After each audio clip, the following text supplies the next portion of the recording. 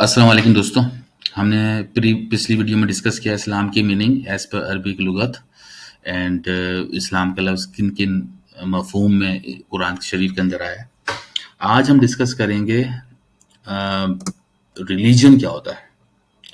Religion کے حوالے سے دوستوں آپ تاریخی انسانی کی کسی بھی دور سے گزریں اور دنیا کے کسی خطے پر نظر ڈالیں، ایک چیز آپ کو ہر مقام، ہر قوم اور ہر زمانے میں بطور مشترک ملے گی، یعنی لوگوں نے کوئی نہ کوئی ہستی یا تو کوئی محسوس شے ہو یا کوئی غیر محسوس قوت ایسی تجویز ضرور کر رکھی ہوگی جس کے سامنے وہ جھکتے ہوں گے، جس کی پرستش کرتے ہوں گے، جس کے غصے اور ناراضگی سے ڈرتے ہوں اور جس کی خوشنودی کو اپنے لیے وجائے برکت سعادت سمجھتے ہوں. دوستوں اسی چیز کو ایک بہت ہی مشہور فلاسفر ہیں گریک کے، پلوتارک، یہ کافی پرانے مطلب 46 عیسوی سے لے کے 119 عیسوی تک، یہ کہتے ہیں کہ تم زمین پہ چلتے ہوئے کوئی ایسے شہر بھی دیکھ سکتے ہو جس کی دیواریں ہی نہیں ہیں. آپ ایسا بھی دیکھ سکتے ہو کہ جن کے ہاں کوئی سائنس کی کوئی علامت ہی نہیں ہے. ایسے بھی شہر دیکھ سکتے ہو جہاں کوئی رولر ہی نہ ہو، مطلب کوئی حکمران ہی نہ ہو. ایسے بھی دیکھ سکتے ہو جہاں کوئی بھی ایکسرسائز کی جگہ نہ ہو، جہاں کوئی تھیٹر نہ ہو. لیکن آپ ایسا کوئی شہر نہیں دیکھو گے جہاں دیوتاؤں کے مندر نہ ہو، جہاں دعائیں نہ مانگی جاتی ہوں، جہاں پر کوئی منتیں نہ مانگی جاتی ہوں، جہاں پر کوئی پیشین گوئیاں نہیں ہوتی ہیں. ایسا شہر نہ تو کبھی دیکھنے میں آیا ہے اور نہ کبھی آئے گا. جرمن فلاسفر ہیں کانٹ، یہ کہتے ہیں کہ ہر فریضے کو خدائی حکم سمجھنا مذہب ہے.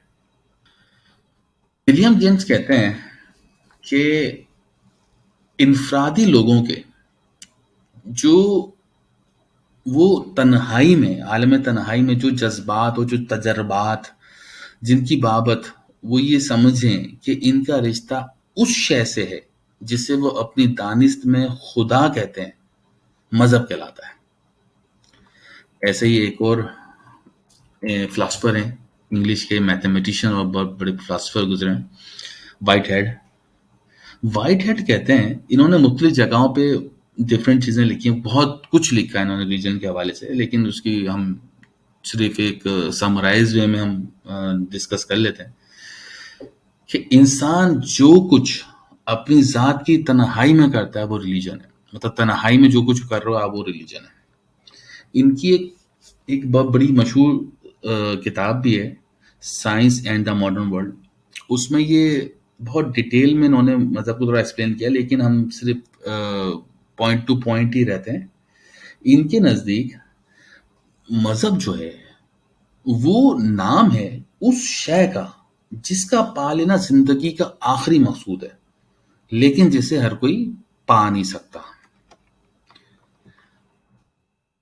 ایسے ہی جارج گیلوے، انہوں نے ایک بک لکھی، دی فلاسفی آف ریلیجن. انہوں نے بیسیکلی بک لکھنے کا مقصد تھا کہ انہوں نے ڈفرینٹ ریلیجن کی فلاسفیز کو اور فلاسفر سے کوآرڈینیشن کے ساتھ یہ بک کو انہوں نے لکھا.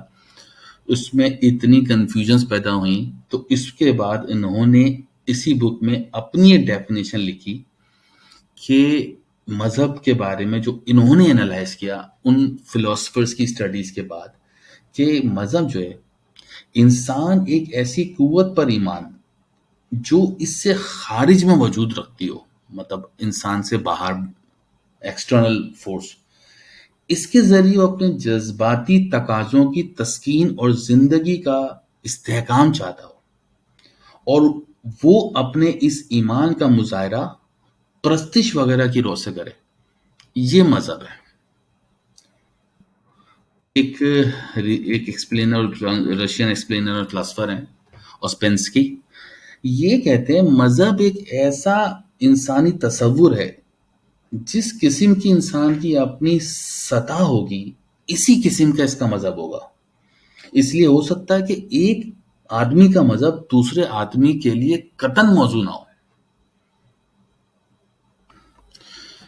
دوستوں دیکھا آپ نے ان تمام ڈیفینیشنز میں حالانکہ کوئی سملیرٹی نہیں ہے، لیکن اس کے باوجود بھی ایک چیز کامن فیکٹر ہے، اور وہ ہے کوئی سپر نیچرل فورس جس کو وہ گاڈ سمجھتے ہوں. تو چلیں ایک چیز پہ تو متفق ہوا ہے کہ ایک گاڈ ایک کوئی فورس ہے.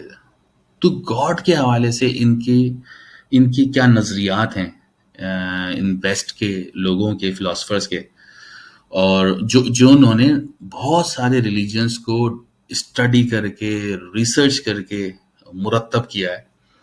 تو اس کو ذرا دیکھ لیتے ہیں. Philosophies about God. خدا وہ ہے جو انسانوں کو اخلاقی ضابطہ دیتا ہے. اگر ہم ایک اور دیکھیں ولیم جیمس خدا کو کائنات کا حصہ اعلیٰ قرار دیتے ہیں، مطلب highest part of the universe کہتے ہیں وہ.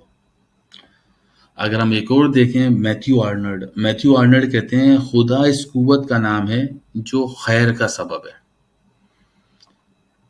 آگے بڑھیں، سر جیمس جینس کے نزدیک خدا سب سے بڑا ریاضی دان ہے.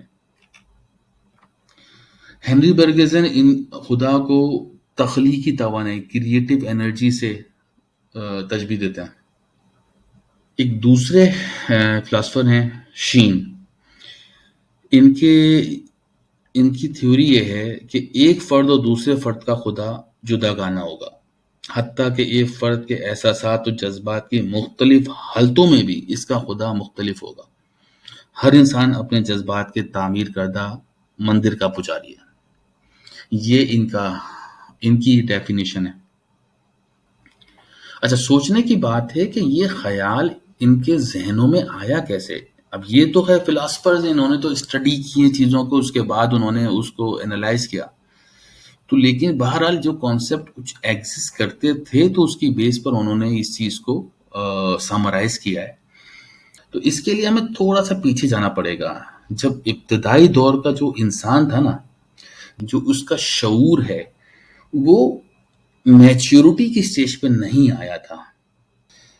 تو اس زمانے میں جب نیچرل ڈیزاسٹرز ہوا کرتے تھے نا، تو وہ اس ڈیزاسٹر سے ڈرتے تھے، خوف کھاتے تھے، اور اس خوف کے نتیجے یہ نکلتے تھے کہ وہ سوچتے تھے کہ یہ جو گرد و گرج ہو رہی ہے، طوفان آ رہا ہے، زلزلے آ رہے ہیں، یا کوئی وبا وغیرہ پھیل رہی ہے، ان حوادث یا ان حادثات کے پیچھے کوئی بڑی بڑی قوتیں ہیں جو دکھائی نہیں دیتی. جب ان کے اس ذہن میں یہ خیال پیدا ہوا تو اس سے ان کے ذہن میں دیوتاؤں کا کانسیپٹ پیدا ہوا کہ کیوں نہ ہم ان نیچرل جو فورسز ہیں ان کو ہم اپنا دیوتا بنا لیں.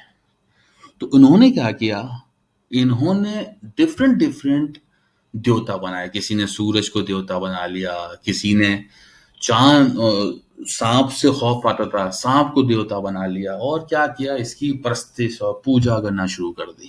یہ سوچ کے کہ ہم اس کی پوجا کر رہے ہیں، اس کے آگے جھک رہے ہیں تو یہ ہمیں نقصان نہیں پہنچائے گا.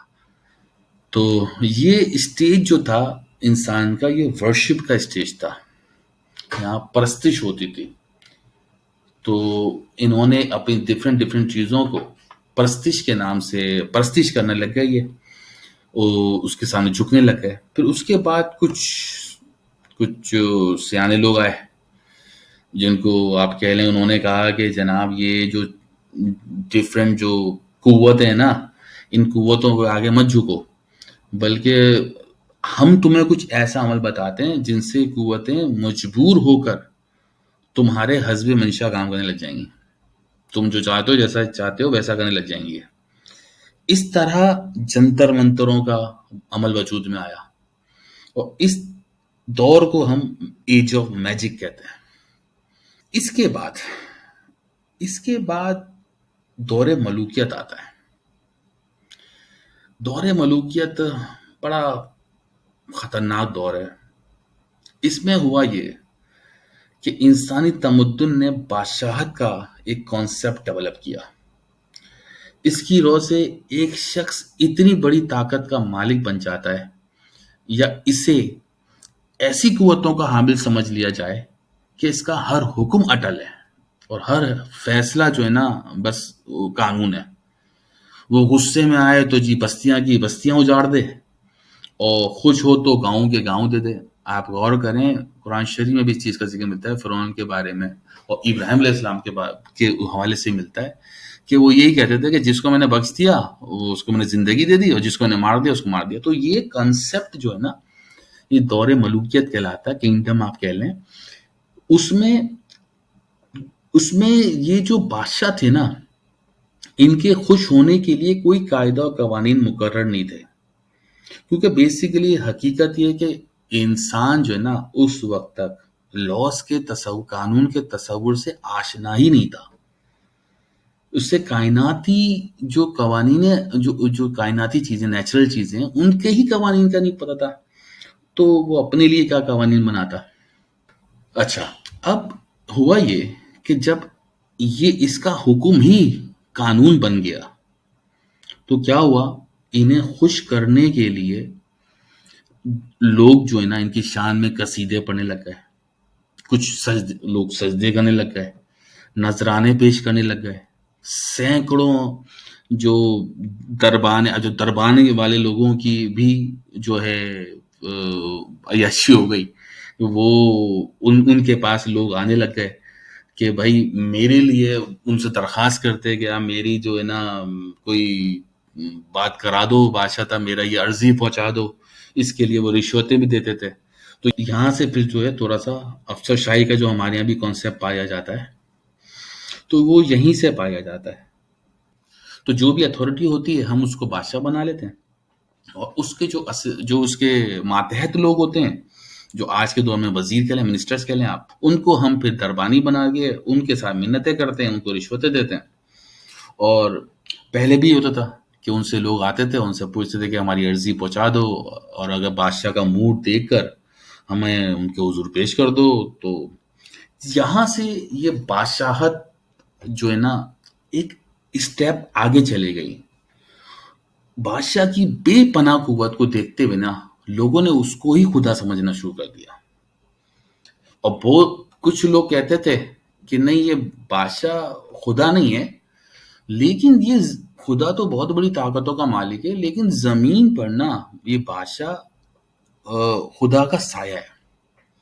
تو اس سے کیا ہوا کہ ہمارے ذہنوں میں خدا کا تصور نا ایک بادشاہ کے سینس پر آنا شروع ہو گیا کہ وہ کوئی ذات اوپر ہے جو جس کے سامنے ہمیں جھکنا ہے, جو غلطی ہو جائے تو ہم رونا ہے.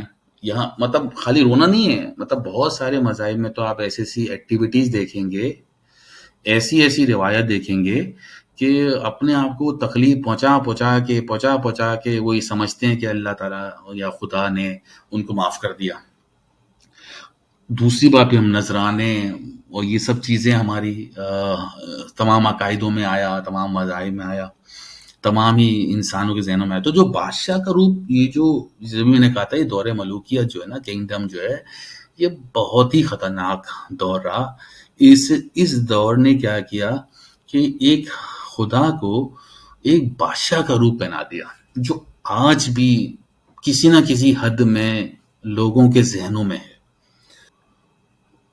یہ ہے کنسیپٹ پورا اللہ کے گاڈ کے بارے میں. اللہ کا تو نہیں, یہ تو گاڈ کے بارے میں تصور جو انسان نے بنایا ہے.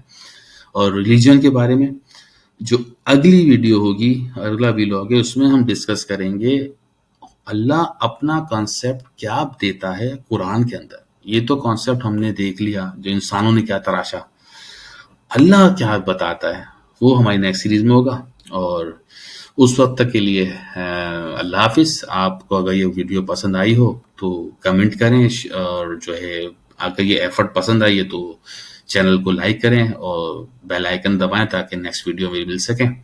Thank you very much.